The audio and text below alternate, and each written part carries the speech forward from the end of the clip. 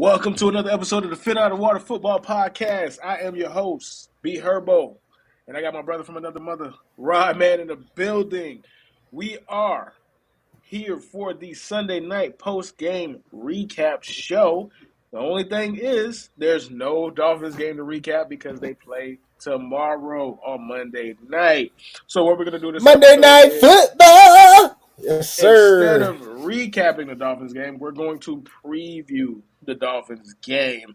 You're still going to get the same thing. We're going to do thoughts from the red zone. We're doing bad beats of the week. We're doing bad dope of the day. And man, I have ammunition, Rod. Man, I have so much ammunition, dog. Woo, To bruh. quote the great Stephen A. Smith, I am having a very bad day. I have a all-time bad beat of the week. It is heartbreaking. It is demoralizing. It took everything in me to pick myself up from a very dark place that I was in 20 minutes ago when that game ended with the Chargers and Chiefs to even be on this podcast with you, Rod. I promise you, dog. I slam Oh, stuff. shit. Listen, and by the way, I'm on vacation. I'm in Atlantic City. I'm enjoying, I was just in Philly yesterday, bro. Like, I'm enjoying my vacation. I'm having a great time. I'm in a fucking amazing hotel. I have everything to be happy about. And this bad beat of the week destroyed me, Rod. It destroyed me, dog. but we'll get there. We'll get there when we get there. Oh, man. So how are you this week, brother? Hey, man, I can't complain, bro. I'm doing good. You know what? I actually got to enjoy football this Sunday, man. No Dolphins, man, and I didn't bet. So I just enjoyed football. That was it. That whole not betting shit, like, I wish I could have just enjoyed football this week, bro. Like, this is like a skunk peed on me, dog. Like, this stench is gonna be with me for weeks, bro. Weeks, dog. I'm gonna need This one of them joints that have you having taking a cold shower. Nigga, have you just? I'm gonna need tomato juice to get this stench off of me, bro. Like, you're gonna smell me from a mile away. This was a rough one, dog. This was a rough one, bro. But let's go ahead and get into the show, man. Let's get into the show. We have a couple things that we got to run down. Like I said, we do have what we normally do, but there is a Sunday night game that we do have to preview briefly before we get into the actual preview, which is the Dolphins and Titans for Monday Night Football, man. So first things first. First thing in order. Let's go ahead and preview Sunday Night Football, Buffalo Bills, Baltimore Ravens. Hold on, give me 1 second. There we go. Baltimore Ravens are a 2.5-point favorite. Bills, surprisingly, based off of their resume, are the underdogs in this game, man. So, how do you feel about this game? What do you think is going to happen in this game, Mr. Rodman? Well, I think this is a really interesting game to have early in the season, right? Because you have Lamar Jackson, who is coming off an MVP season, where, I mean, no disrespect to Lamar, he kind of won it by default. Like, no one else really stepped up to the plate, and he was on the best team in the league this last year. But you look at the matchup this season, right? The Bills are coming in hot. Like, the Bills have.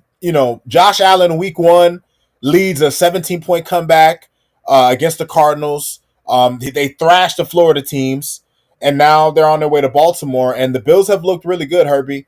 I got to give credit to the coaches on the Bills side of the ball. You look at Joe Brady, what he's doing with Josh Allen. Josh Allen has for the first time, maybe in his career, if I'm not mistaken, Josh Allen started his first 3 games with no turnovers.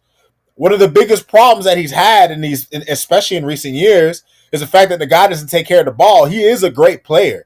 It can't be denied. And now his biggest weakness has been to an extent, it's been neutralized because he's been smarter with the football, and the Bills have decided to run the ball a lot more. So when you look at those two things, and then you look at the way the defense has been playing for Buffalo, you look at the fact that Matt Milano gets hurt in training camp. They lose a guy in Tre'Davious White. and the Bills defense still produces. That is a testament to the front office being able to acquire talent, and that's also a testament to the coaching staff being able to teach and get and making sure these guys can execute. So the Bills are coming in to me the better team. I'm actually kind of surprised that they're the underdog because they've looked better all season than the Ravens. The Ravens lost at home to the Raiders. The Ravens almost gave up a lead to the Cowboys. The Ravens have been really suspect to start the season. And I think this is a really great test for both of these teams. You know what I'm saying? Because the Ravens finally they had a really good game against the Chiefs, but the Chiefs have been a little off. They've looked a little mid this year too. They've just been winning close games. But you look at the Bills. The Bills have been a juggernaut. What they did to the Jaguars, I mean, they pulled those pants down and told them niggas to bet over. And with that kind of energy coming into this game, I expect the Bills to give the Ravens everything they can handle. To be honest with you.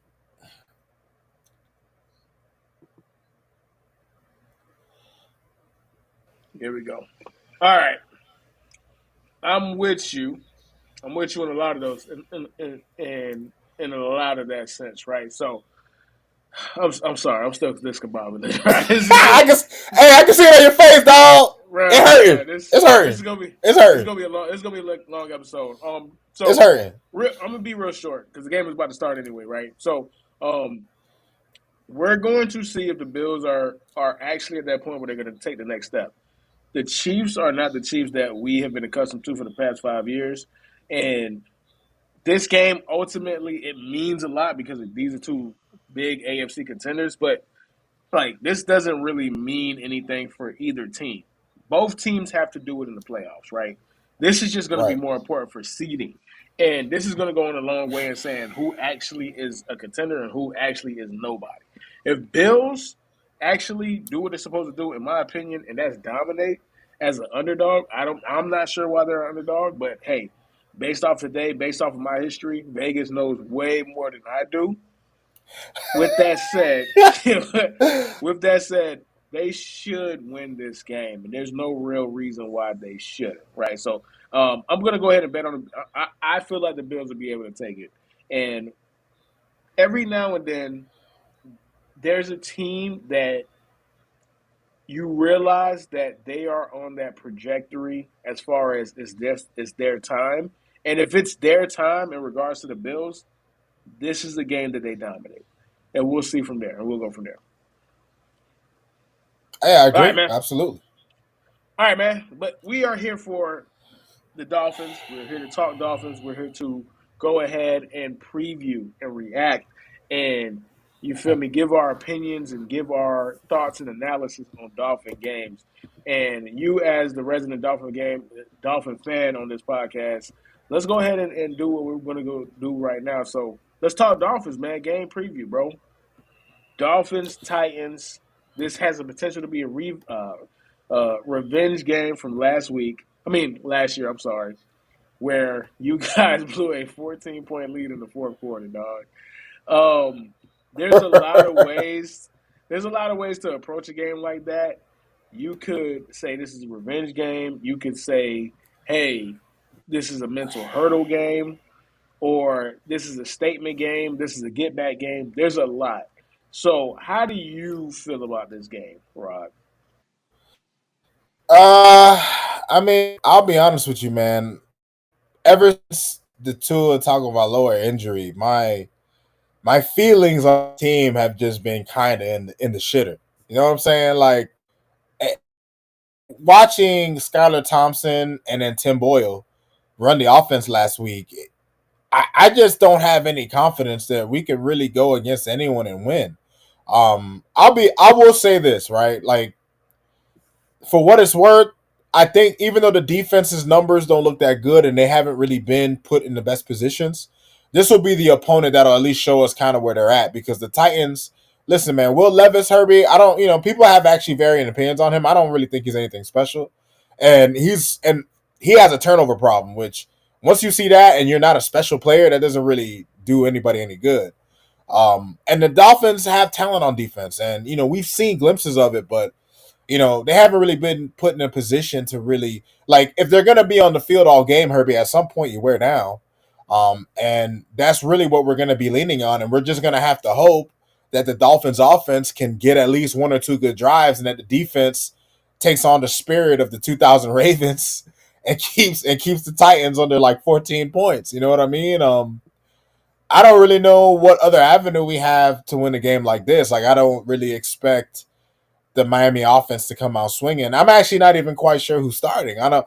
I mean, they said I think Skylar Thompson might be cleared to play, but they've also been coaching up Tyler Hundley, who was on the Ravens.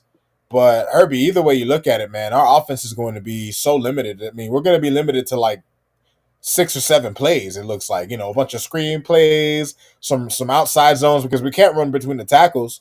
Losing Connor Williams was huge, Herbie. Like, I didn't realize how losing Robert Hunt and Connor Williams would completely transform the effectiveness of our run game. Like, you could see it. Like, there are no holes opening for these guys. Devon Achane, Jalen Wright, like, these guys have to manufacture yards because the offensive line is not blocking. So, the effectiveness of our running game is diminished, and then the quarterback play is going to be at a bare minimum. So, I don't know, Herbie. I'm not really expecting great things from the Dolphins in this game. I'll just be honest. You know what I'm saying? Okay, so let me ask you a question. When it came to Tyler Huntley, we saw that they signed him and had him at the practice squad, but then he immediately got upgraded from practice squad to starter. How did you feel about that? Where were you with that? Because there's something that you said that I wanted to actually talk about, and that is once it came to fruition in regards to Tua's health and the finality of being put on the injured reserve or the pup list, and knowing that at minimum he's not going to play for 4 games, potentially 6 games. And I'm getting the sense that you've already resigned on this season, bro. Like it's like you're just like whatever, bro. So I'm trying not to be Herbie. I'm trying not to. I'm I trying mean, not but to. I it's swear. natural though. How like I'm trying you not to, know man. what I'm your just team is, right? So you know what your team is without Tua. We had a whole segment dedicated to it. I made a short. You feel me? I made a clip. Like we talked about it in detail and ad nauseum. So it's natural. Like there's no other way but to feel like another season down the drain. But it's a shocker that it's this early into the season that you feel that way, or you have feelings that are in that nature, bro. So talk to me about that. Like, where are you mentally when it comes to this team? I mean, look, when they decided to put Tyler Huntley in, I imagine it's because he's had success being a starter in when he was with Baltimore, right? But Baltimore has good pieces around him. Herbie, what I hope, this is what I just hope, right? I'll tell you what I hope. I hope that we could steal a game here and there. I don't know which games there will be. I don't know which games there will be. I don't know who opponents will be. But because here's the thing, Herbie, the season is technically not over if Tua doesn't come back into a complete shit show. Like the Mm-hmm. last time Tua got hurt for a large number of games and he came back, we ended up winning 7 straight games. But Herbie, that's not happening this time because the back half of our schedule, the first half of our schedule was all the easy teams. This was the part of the schedule we were supposed to rack up victories, right? When you're playing the Colts, when you're playing the Titans, when you're playing the Cardinals.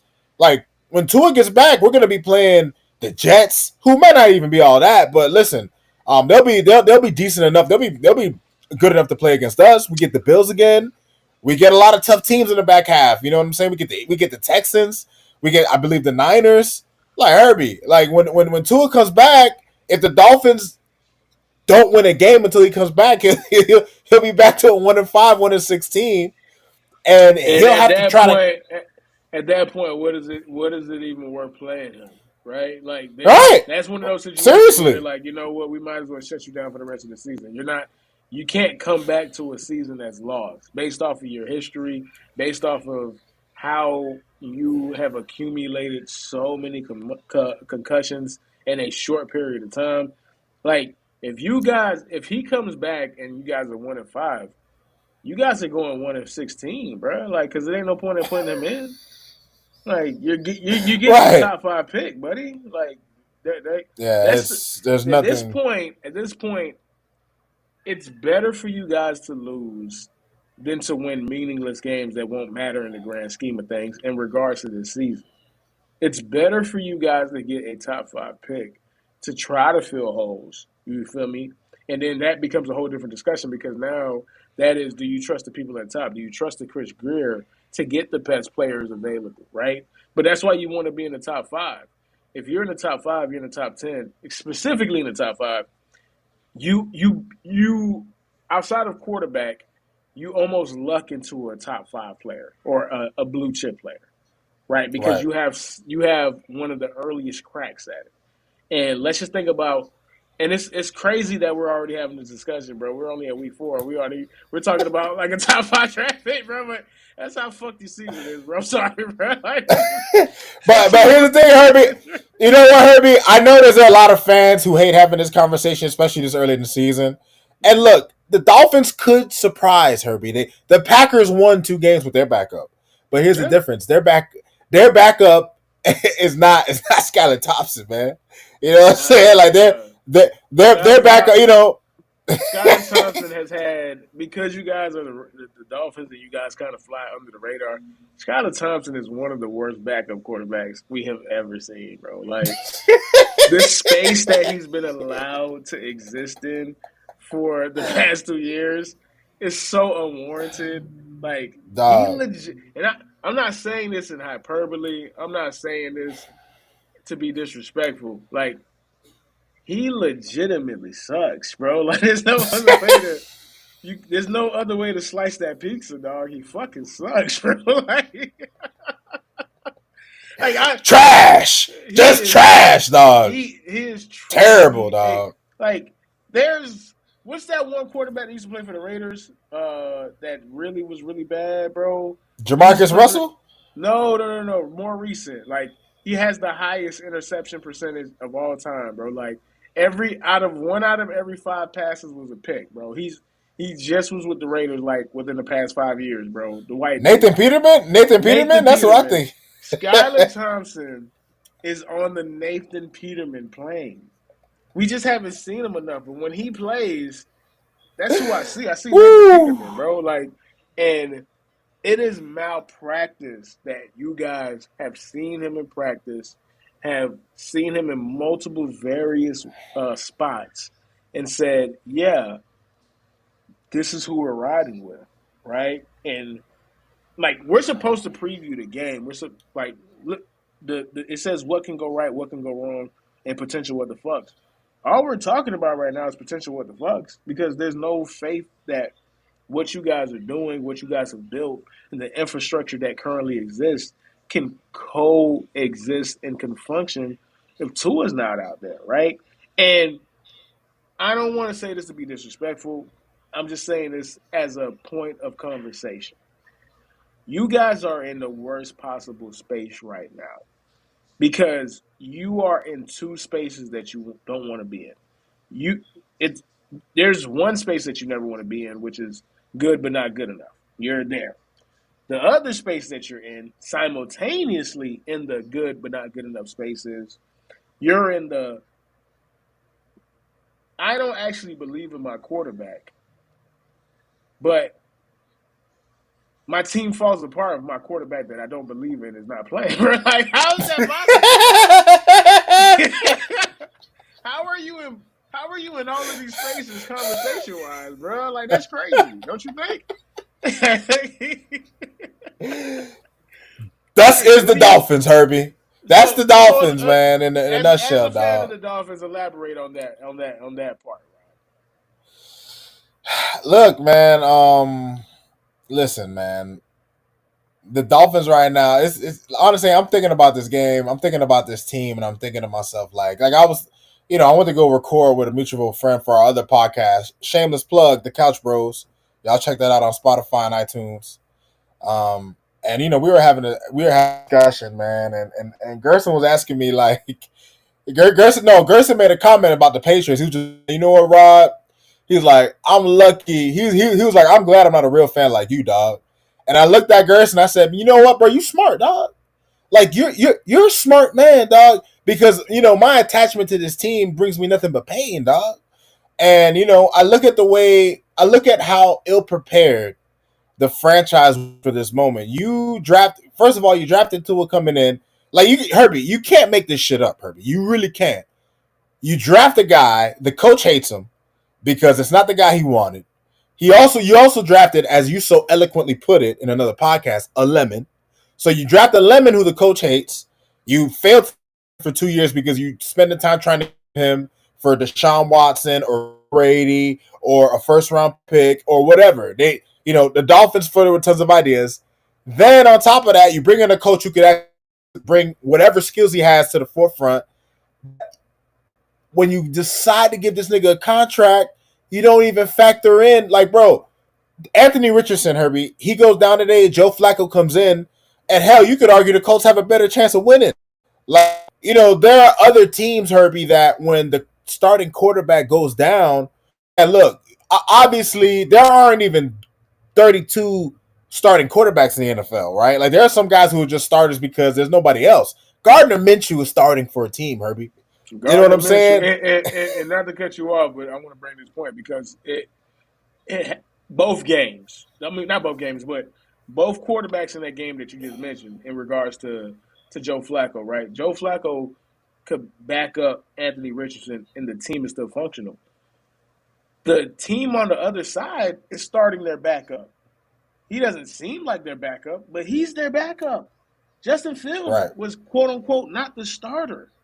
Russell Wilson is quote unquote the starter. Russell Wilson and Justin Fields are significantly better than Skylar Thompson and Tyler Huntley. Tyler Huntley was on his couch, dog. Yep. Like, Tyler Huntley was on his couch. He's going to start a football game when he was on his couch last week. And you can say Joe Flacco did the same thing. Joe Flacco is a Super Bowl winning coach. Joe Flacco has shown that he is capable of being a functional starting quarterback. He did it for years. He has one of the greatest postseason runs of all time. It's not comparable, dog. 11 touchdowns, 0 picks. I'll never forget that. 11 touchdowns, 0 picks. He was incredible. He was incredible. Joe Flacco was on his couch because he was old. Tyler Huntley is younger than me. He was on his couch because he fucking sucks. They're not comparable, dog. Like, they're not comparable. Context matters.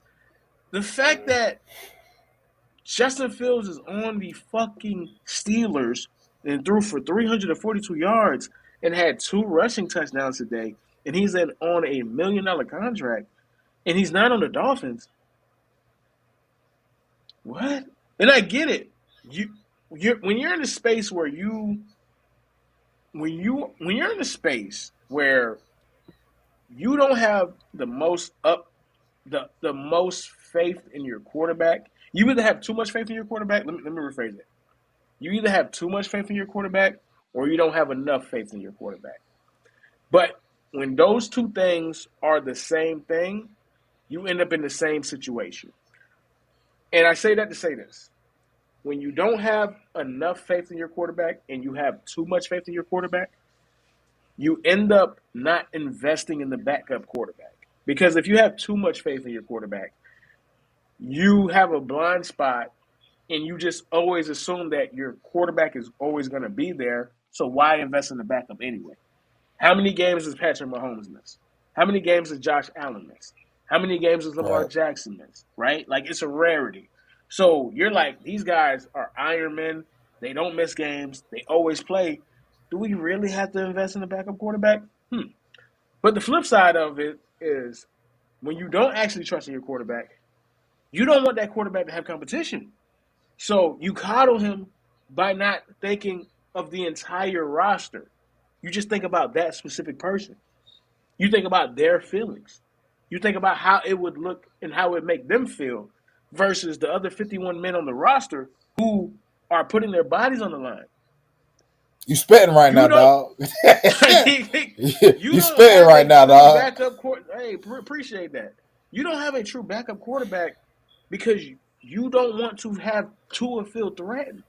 Fuck that. Fuck that. You can't trust that he's going to play 16 and 17 games or 18 games because he's never done it. He's done it once. One time. He One said it one time. time. Since Yeah, high don't worry school. about his feelings. You can't. You cannot have Tyler Huntley coming off of eating fucking mac and cheese and yams, dog. That's what this nigga was doing last week, bro. Let This me nigga tell you was watching something. That adults. This nigga was watching Rick and Morty last week, bro. And now he's bro, gonna start on Monday Night Football. when the Dolphins called Herbie, when the Dolphins called Tyler Huntley, I imagine this nigga had his hand on his balls while he was watching The Wire or some shit. Drinking a fucking beer, enjoying an early retirement, man. Like that's how I envision Tyler Huntley was when he got that fucking phone call, Herbie. He was just chilling. He was like, all right, another chance at a check. Bet. Snoopy said, I'm back. But Herbie, let's be Oh my realistic. Like, god, what man. is Snoop? Like Herbie, you got like, here's the other part of this too, Herbie. I was gonna save this for thoughts from Red Zone, but it's hitting me now, and I probably won't remember it then. All right, go ahead. Even when you even when you look at prior to the Tua injury, and I'm going to be honest here. The Dolphins' offense wasn't really looking that good. Outside of a great second half against the Jags, the first half they were putrid, and then Tua went on to have one of the worst games he's ever had. And one of the reasons why I bring this up, Herbie, is because the NFL, and we've all noticed it. I think all the fans have noticed it. The media has noticed it. Obviously, people say preseason teams not playing enough preseason. Offenses are a little slow, but the offensive scoring output in the past few years has gone down significantly. A lot of that is in part to because defensive players have kind of figured out that in the modern NFL, it is good to draft fast athletes on that side of the ball and to play cover two. Like the way the NFL is trending, the NFL is trending for teams to run the ball now. Like teams are running the ball more this season than they have in the past several seasons. Like we're seeing a resurgence of teams relying on the running game because everybody's playing cover two. You know what I'm saying? So when you look at what the Dolphins were doing, the Dolphins are a team that's predicated on. So teams were already taking that away. So when you take away what we do best, the Dolphins haven't really shown that they can often adjust all the time to that. And whether you want to put that on Mike McDaniel, to the whole offense, people pick and choose where they want to point the blame. But when I look at everything ultimately, Herbie, we have an offense that's predicated on throwing haymakers and landing them. Not your starting quarterback. He throwing no haymakers. You might get lucky. Maybe we get lucky on a screen pass to Achan and he takes it to the house. Tyreek similar on a slant. But what are the odds, Herbie? Teams are aware of our speed. That was the weapon that we had. So teams are aware of our speed. They're keeping safeties deep and they're taking away the big play. So that's another concern I have. Even when Tua comes back, is he going to be able to adjust to the way teams are playing? Because it looked like he was struggling to do that against the Bills, and he struggled quite a bit against the Jags. Once everybody sees the book on you, Herbie, everybody's just going to keep throwing you the same thing. So I think the Dolphins as a franchise right now, we're in a very precarious position, man. Like, we're relying on guys who were eating Doritos and smoking weed before coming back to the league. we're relying on niggas who was fucking out there, you know what I'm saying, calling the plug, to carry a team. Like we're literally throwing a fucking bum into a Ferrari, right? Because listen, Tua was driving a Ferrari, dog. Tyreek Hill, Jalen Waddle, A-Chan. And then what do? We just pull up to the side of Saks Fifth Ave and see a homeless nigga on the curb and say, hey, man, hop in this shit, bro. We Yeah, need you to drive now. you guys really got a homeless nigga off of Biscayne Boulevard and put him in an F1 supercar, bro. Like, and y'all are hoping Bro, that he could win the Grand Le Mans, bro. Like that's what y'all are like. This is absurd. But let we'll transition into the second half of the show. But for the sake of the show, right? Like, it's we don't always need to be all half glass full. Let's try to be half glass empty and actually break down this game, bro. So, and for this game, I do have the three questions that you've seen right there. And let's go ahead and preview the game, and then we'll go ahead and move on. for this game against the Titans, what do you feel can go right? Right? Like let's try to be positive for a little bit. Let's try to be positive. So what do you feel can go I right? mean, well, listen, Mike McDaniel's coaching bones. What really got him his name outside of ever X's and O's guy is the fact that he was a guy who he helped a lot with the running game in San Francisco, being the run coordinator for that and shit. So what can go in this game is that the Dolphins can get the running game freaking going, right? You get Achan going. You keep the Dolphins on second and third down. You keep the offense in manageable downs. We can actually move the ball and keep drives going. Because look, the one thing I can say is I do think the defense can keep us in the game. The defense kept us in the game against Seattle. The only reason why we weren't kept in the game against the Bills was because Tua was throwing it away. The defense completely shut out the Jags in the second half of the first game. The defense has shown glimpses of what they're capable of when they're on. So, as long as we play some old school football, Mike McDaniel isn't trying to be too cute. Sometimes Mike McDaniel tries to be too cute. You know what I'm saying? It's just like my nigga. It's 3rd and 1. Just pound the fucking rock. Why are you doing like a fucking play action reverse that turns into a screen? Like my guy, you're doing all that movement. Like that's the problem sometimes with these guys that come from the Shanahan tree, the LaFleurs and the McVays. They run a lot of the same shit. They just like to dress it up. But Yeah. teams know what you're gonna do with a quarterback like Tyler Huntley or a quarterback like Skylar Thompson.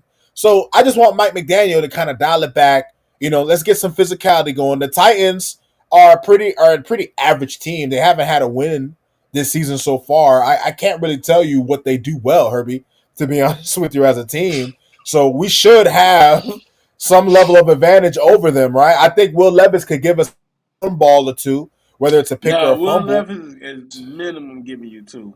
Minimum. Minimum. He can't That help seems to be himself. the MO on him. Yeah, he can't help Yeah, he himself. He can't can't help help himself. himself. He can't Yeah. help himself. You feel me? It's just it. What's the Gatorade ad, bro? Is it in you? It's in Will Levis to do something stupid, bro. Once a week, it's in him, bro. Like some guys are just built different, bro. He one of them ones for real, bro. All right, But so let me say go one ahead. thing No, go about him ahead. though, Herbie. Yeah, go That ahead. this is for the Titans fans, for y'all who don't think a nigga's being fair, because I watched like a film or two video on him. He's just the prototypical. He's a guy like any other quarterback, Herbie. If you keep him clean, he can play well. But he's terrible under pressure, and that's what the Dolphins are going to have to do. If for us to get the most out of what we want from Will Levis, the Dolphins have to be able to put pressure on him, keep him moving in the pocket, keep him uncomfortable, and he'll have a donkey of the day moment real quick. Yeah, yeah, and we'll save that conversation for another day because I do think there's some meat on that bone because that's basically what quarterbacking is now. Because all of these dudes go to 11 on 11, 7 on 7, elite camps. You feel me? Like they all have private trainers. The minute they figure out that you have talent, you are getting round the clock training and stuff like that. So the stuff that is supposed to be easy, all of these guys do. What makes you a franchise quarterback, what makes you elite, is when shit is not on schedule, when shit is not going according to plan. Your second reaction plays and your ability to maneuver when there is chaos. That's really what separates these quarterbacks. That at this point, everybody can throw a fucking out route. Everybody can throw a dig. Everybody can throw a fucking post. Everybody can throw a skinny post. Everybody can throw a bang nine. What are you doing when you got Chris Jones coming in your face? You feel me? Like, are Right. you gonna do a backwards lateral, bro? That gets picked up like Will Levis, or are you gonna do some wild shit and show that you're a great player, like the Patrick Mahomes, the Josh Allen's, the Lamar Jackson, and stuff like that? So, that's really what it comes down to. All right, we talked about what could go right. Let's talk about what could go wrong. From your perspective, what could be the nail in the coffin for you guys against this Titans team tomorrow night, Rob? I think maybe it is imperative for the Miami Dolphins offense to just keep drives alive. Like, I listen. We're not expecting the offense to have a fireworks show. At the Mm-hmm. end of the day, Herbie, a snake with no head is not a threat for the most part. So we don't have the head of our snake, but we still have fangs somehow, right? So at the end of the day, if the Dolphins don't keep alive and we keep our defense on the field, even a team like the Titans who don't have a special high caliber offense, they still have NFL talent. They still have good receivers. Pretty sure Calvin Ridley went there. You know what I'm saying? I think D Hop is still playing. They still have talented players on that team. And if we allow our defense to sit there and spend 40 minutes, 45 minutes on the field, Herbie, this shit could get ugly. So what I'm hoping what could go definitely wrong, offense continuing to stall out, have 3-and-outs, and our defense, even if they hold it down, just wearing down and allowing the Titans, you know what I'm saying, just pour it on after a while. All right. And last but not least, man, any potential what the fucks? I think I mean, listen. Other than Tyler Huntley, we know that's a what we know that's a potential what the fuck. Other than Tyler Huntley, is there a potential what the fuck that you foresee happening? Oh, another thing, If the, Teron Armstead, man, greatest ski masker of all time, dog. Like get that boy a shiesty, man. Get that boy a shiesty ASAP. Get that boy a shiesty ASAP, dog. Like strong arm robbery, dog. if Strong I arm was robbery, if man. I was Stephen Ross, I would say it is mandatory that Teron Armstead wears a Pooh Shiesty mask on the sidelines, bro. Because if you're gonna rob me and you're gonna take me for everything I have, at least let's put it out there, bro. Like this man doesn't play at all, bro. You get this guy for like 4 games a year at this point, right? Like that's absurd. That's The, absurd. you know, and you know what's sickening, Herbie? When the nigga does play, he's like one of the best left tackles in football. But he never plays, so it doesn't matter.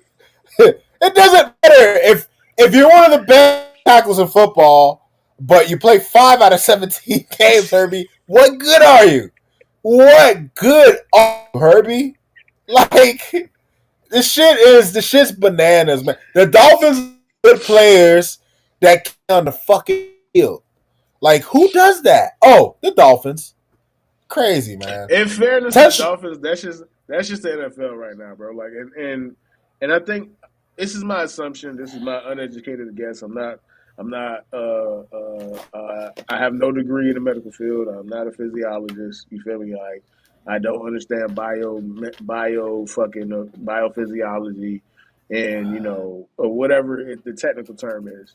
But I just personally don't think you can go from being very unphysical in the new age off season, the new age OTAs, the new age training camp, and then ratchet it up to 100 at the start of the season. You're not even playing that additional fucking preseason game. It went from 4 to 3. So Right. you got guys who are basically doing glorified walkthroughs for 2 months in the off season when they get to the off season program. And then you want them to go from 0 to 100, not 60, not 60, 0 to 100. We're in week 4. Like the Chargers had 2 offensive linemen that didn't play. Their rookie didn't play. Their rookie, who has as fresh of legs as you can have, this nigga didn't play. It's week 4, dog. It's week Listen, 4. man. When the Bullets have, it's a different story. You gotta prepare guys for that. But I think you know what it is, Herb. I think because they've had injuries in like training camp and preseason and shit like that, I think it kind of scared them. Like, damn, like these niggas don't even make it to the season. But the truth is, to your point, without preparing your body for that, there is no way to really prepare for it. So once the live bullets happen, it's like your body's just not used to that shit at all. At So all. how do you really expect? And that's why football now more than ever, Herbie, has become a war of attrition, right? Because by the end of the season, it's not even. Sometimes it's not even about who the best team is. Sometimes it's about who the healthiest Who team the is. healthiest team is, bro. You know Like what I'm last saying? year, the Like, 49ers made the Super Bowl. Yes, they have a good team. Yes, they have a lot of elite players. They made the Super Bowl because they had the healthiest team. And then yeah, remember what happened. Their linebacker got hurt jumping for joy because he was excited and blew his fucking ACL, and the entire game flipped. The yeah, entire game flipped. Like it's a war of attrition now for real. For real. Eagles made the yep, Super Bowl 3 years ago. Why? Because they were the healthiest team. They look like shit. Why? Because their team isn't healthy.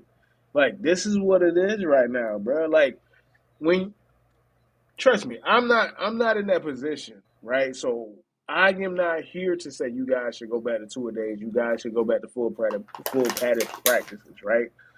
Like those are the guys that got to live that lifestyle, and I'm sure that they wanted that. They fought for it in the CBA, and I'm not gonna say they fought for it. They basically got what they could get because they didn't really have any leverage. But that's another conversation for another day.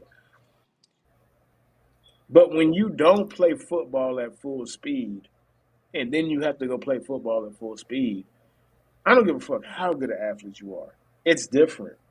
The way you Yeah. plant your feet is different. The way you brace for contact is different. Your Mm-hmm. spatial awareness is different. You feel me? The way you can get your body prepared to take contact, react to contact, and move and maneuver within contact is different. So I don't think it's a coincidence. You feel me? And obviously, I'm biased because it's the argument I'm making. But how Right. can you not? Like I'll do the research, I'll look at the numbers.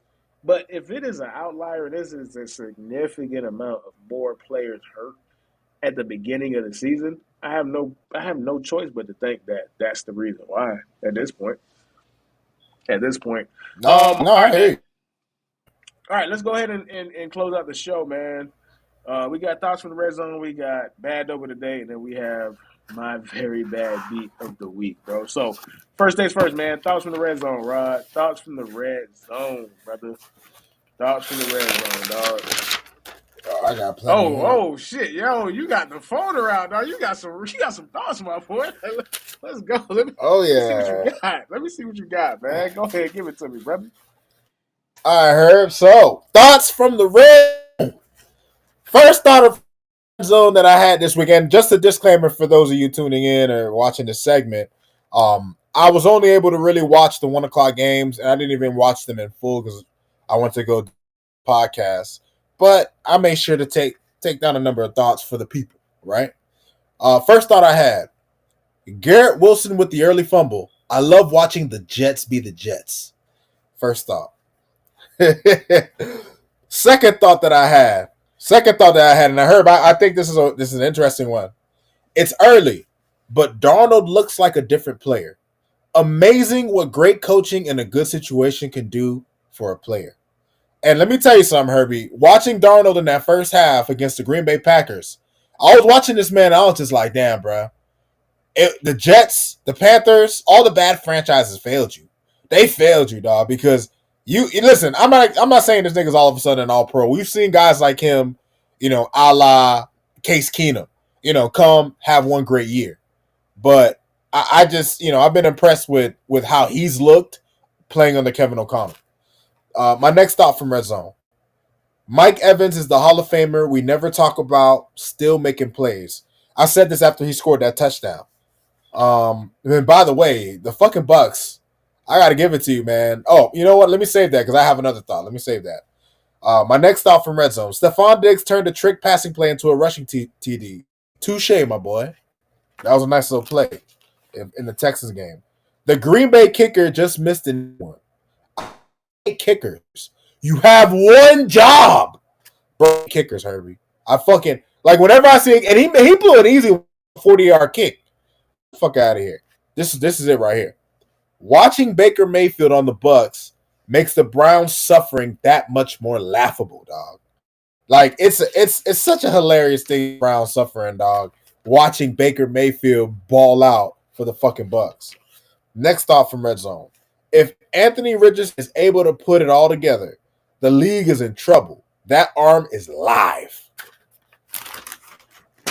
Switch pages. Next thought, Herbie. Immediately following. What's I up? gotta get in. I gotta get in. The fact that you had to switch pages is crazy. Yeah, you was in your bag today, my boy. You was in your bag today, my boy. But Resume. My apologies for getting in the way Nah, you of the good, end, brother. You but good, brother. You good, brother. You good, brother. Brother. So Anthony Richardson needs to take care of himself in order to live to see his true potential. Just took two rough hits, and then obviously Joe took over after. And then I wrote Joe Flacco is a missionary as a backup. He is, dog. Like every time this nigga's a backup, the team look like they look better than the nigga that was playing before him. Kevin O'Connell is a fucking wizard. Also, shout out to Flores as well because they panned on Red Zone to that Green Bay Minnesota game a lot, and you saw like Jordan Love, Brian Flores put that boy in a blender, dog. Um, Kirk Cousins threw one of the most mind-boggling picks I've seen in a minute. It was a terrible interception in the Saints game. Baker damn near has 150 yards in the first quarter. Eagles defense has been lackluster far this. You alluded to the Eagles having injuries, but overall, they have kind of gone further and further away from the team they were when they went to the Super Bowl, and that's a case that needs to be studied. Next stop from Red Zone, Stafford just won up Kirk on the worst pick I've seen. This nigga threw a pick in the end zone that was so baffling. I was like, Matt, what did you think was gonna happen when you threw that ball? That's how it made me feel, dog. Switching pages. Damn, how much did I write? Holy shit. right, that's what I'm saying, bro. Like you was really your bag, bro. Like you was just like, yep, yep, Like I yep. was Let me really write thinking of that shit. I was down. really thinking of shit. Let I me was really write thinking of that. shit. Let me write that. Let me write that. So I don't think I need to get into well, some of these are actually kind of funny. Let me read them. So on my next stop from Red Zone, this was the second quarter of the games. CJ Stroud looks like a different caliber of quarterback playing across from Trevor Lawrence. And you really saw it today, Herbie. Like the fact that Trevor Lawrence got paid what he got paid and he's looked the way he's looked through the first 4 weeks, like Jags front office, Jags fans, everybody who is associated with the Jags have to be sick in some form or fashion because I'm thinking they're thinking like, damn, we just found a crazy way to blow over $200 million. Um, my next stop from Red Zone. I'm getting far too used to watching Bo Nix throw to nobody or the other team. Uh, All right, next I stop. gotta get in. I gotta get in on this one, bro. Bo Nix won a football game. It had 60 yards passing. Like I don't think I've ever seen that in my life. I've never seen. Like I'm 34 years, 35. I'm sorry. I have been watching football for a long time. I have never seen a starting quarterback, not a backup, not a running back could get you 65 yards, dog. A wide receiver could get you 65 yards, bro. Like 60 yards, And 60 they won. yards, and And they they won, Herbie. won. I am mortified. I'm mortified for the future of football right now, Rod. We are going backwards as a society, bro. Like for real, dog. Oh shit. Like for Oh real, shit. bro. That's hilarious, man. My net. All right, and my some of my final thoughts. I'll just run through them real quick. The Jags' worst enemy is third down. The Jets currently have 22 yards mid second quarter. Yummy. Vikings D has allowed 30 points in 3.5 games so far. Out here putting QBs in a blender. Steeler football is hard to watch. Which man, Steeler football is fucking like when you. I'm sure Steelers fans gotta wear fucking hard hats to those fucking games, dog. Cause that shit's rough, dog. Saints came back down to earth. Quit. Every game the Panthers play without Bryce Young only reinforces the decision to shelve him. Love seeing Big Fangio get exposed. Trust me, man, that piece of shit. He was just plotting to go to the Eagles the whole time. He was just collecting the check for the Dolphins, man. Fuck you, Vic Fangio. Final thoughts. Kirk Cousins looked better under Kevin O'Connell. Coming off an injury and new system are factors. Jets and Broncos are setting offensive football back offensively. If the Steelers don't get a lead, they are sauteed onions, basically, with Justin Fields. To your point about Bo Nix having 60 yards, Herbie, at the point that I wrote this, it was the third quarter. Bo Nix is currently 8 for 18 for 16 yards in the third quarter. Disgusting. And my final thought that I wrote before I head out, Bucks letting the Eagles hang around too much, got to step on their throats when you up, and they eventually did. And that, my people, were my thoughts from Red Zone. All right, man. Beautiful, beautiful thoughts, magnificent, magnificent, bro. So let me go ahead and get my thoughts from the red zone. Um, they'll be quick. They'll be quick, and we're gonna do. I'll have you side by side, so you can go ahead and see on my end, bro. So first thought, man. Why are we still trying to catch punts at the 1 yard line? Like, how many times do we have to learn our lesson? And I'm talking about the Saints game. Like, dude muffed the punt at the 1 yard. Why are you trying to catch that? What sense does that fucking make, man? Just Come let it on. go to that zone, Just bro. What's just wrong with let it you? go. Just let it go. This one, my number two thought is more of a statement or more of an observation. -7 passing yards at halftime is fucking nuts, Bo Nix. He had -7 passing yards at halftime. That is nuts. That's legit. I'm not even trying to be funny. That's legitimately nuts, Rod. Number three, Good Baker is back. Oh, Good Baker made a comeback, man. Nice. Fourth yeah. one, I hate that Sam Darnold is pretty decent at the moment, bro, because he's going against my agenda, bro. Like, I have a Sam Darnold fucking sucks agenda, bro. And he's really fucking it up right now. He's coming back. I seen bad there, Sam. Bad Sam came back. He's coming. I just gotta wait him. I'm gonna wait him out. I'm gonna wait him out, dog. I'm gonna wait him out, man. Um, this is from the Bengals and Carolina Panthers game, bro. Can we please bring tackling from our cornerbacks back? Jamar Chase had a 63-yard touchdown that he had no business. It should have Oh, been a 30-yard I pass. saw that We play. had I saw that play. Ridiculous. terrible tackling, 3 missed tackles on the same play, all within a second of each Ridiculous. other. Disgusting. It made me want to fucking vomit. Um, Next one. Calling a running play immediately after your quarterback got hurt and came back into the game and then got hurt on that very next running play that you called should be is it stands to get fired. Shane It's Steichen admitted malpractice. It's it's malpractice, man. malpractice. Like, you Yeah. can't call a running play on a play where the nigga was holding his hip. Anthony Richardson, your star quarterback, your fucking investment. The fuck is wrong with these big brain niggas that we always glorify? Really be doing some stupid shit from time to time, dog. That ass, bro. Oh yeah. Um, Facts. Another one, bro. Nobody could cover Taysom Hill, bro. Like, the book is not out there on Taysom Hill. How is Taysom Hill still catching 2 touchdowns in the game? How? How? Like, nobody watches film? Like, the book is not out on this fucking guy? The fuck are you talking about, bro? And last but not least, bro, last but not least, uh, maybe we should have waited to pay Jordan Love. Because, I mean, 3 picks and some disgusting picks was not it, bro. So, those are my thoughts on the red zone, man. Very Um, good, man. all right. We got two more things. Bad dope and my very bad beat of the week, man. So, Rob, man, who you got for bad dope, my brother? Who is your bad dope of the day, sir? Oh man, Herb. You know what? Listen, I don't know what the Monday night games are gonna look like, but I do know what the games today look like. And the Broncos and the Jets, Herbie, they played. They played a game so absolutely putrid.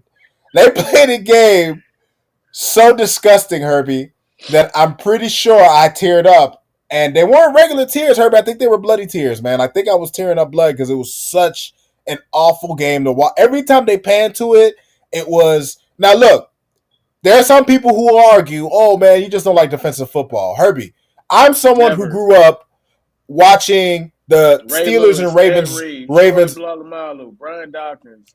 The list goes even on. even in the 2010s, bro, the Seahawks Niners, like Herbie, I love great defensive battles. Like a great defensive battle is football to me. But there's a difference between a defensive and just god awful. And what the Broncos and the Jets displayed today was a perfect rendition. It was a masterful display of god awful football. So that, my friends, the Broncos and the fact that the Jets lost. How you lose to a nigga that throws the ball for That was 60 crazy. passing yards? That was crazy. How? Listen, I Like, what teased are the y'all doing? I had the Broncos on my teaser at plus 14.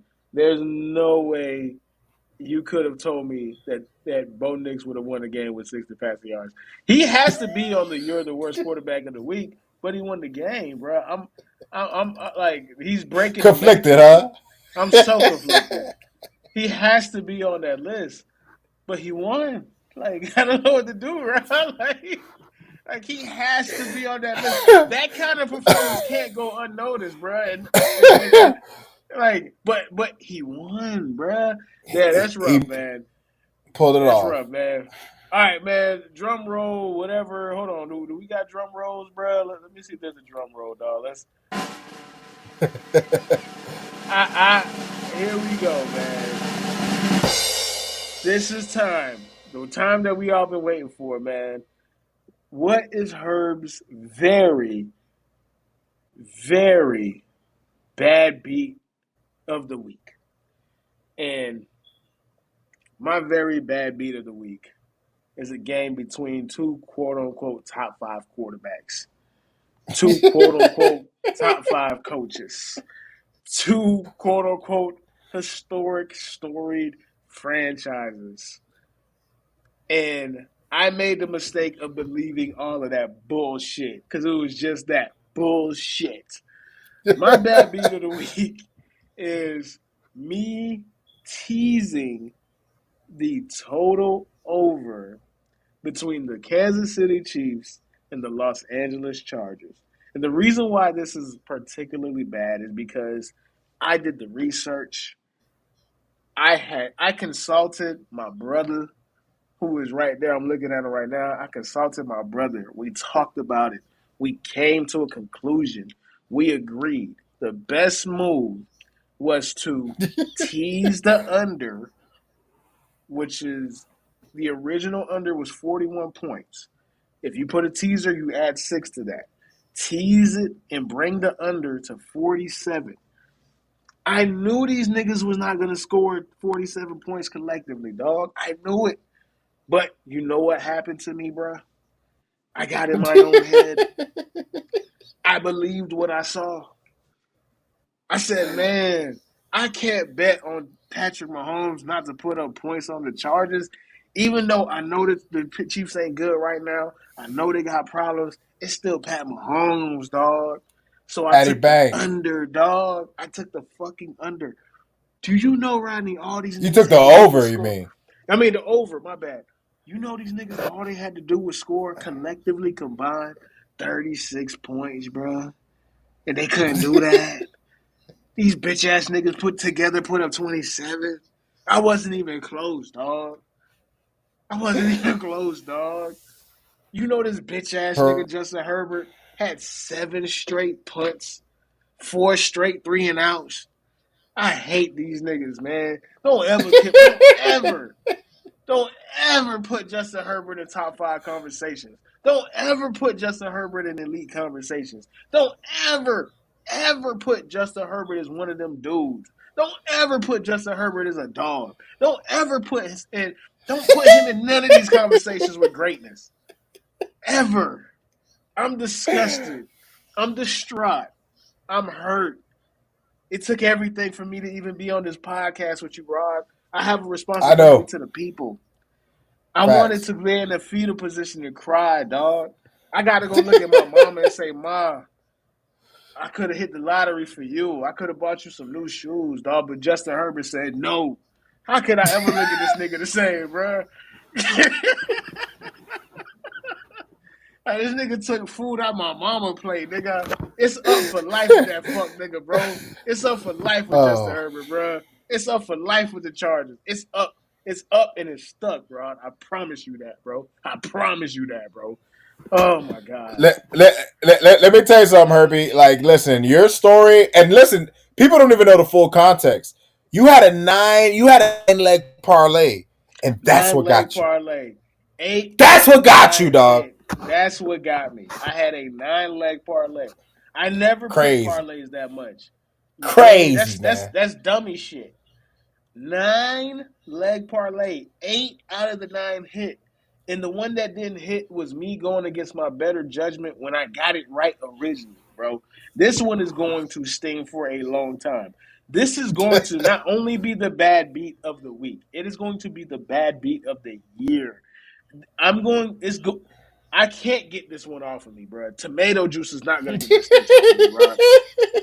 Like, tomato juice is not getting this stench off of me, bro. Milk ain't gonna do it, huh? Milk ain't gonna Milk do ain't it, gonna huh? do it, bro. This one is gonna be here for a long, long time. But with that, man, we're gonna go ahead and close out the show, man. Phin Outta Water, week 4. Oh, hey, man, we got a new banner up. We got a new logo. You can see the logo right there in the corner, bro. We Like and working, man. subscribe, man. Y'all Man, follow us like on and TikTok, subscribe, IG. follow everything, bro. Like, you Yes, feel me? We are sir. really trying to invest in this because we feel like this is something special, bro. So all that we ask in return is to like and subscribe, bro. Like, and we're gonna keep doing this. We're gonna keep cranking out content week after week, day after day, man. So we do this for y'all, man. We love it, but we do this for y'all because we think we're good at it, and you guys deserve a good content, man. So with that, man, let's go ahead and see y'all next week. Any last words, Mr. Rod, man?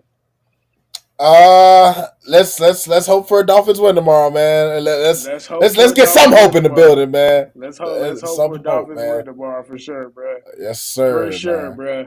All right, man. Deuces. Phin Outta Water checking Peace. out. Peace.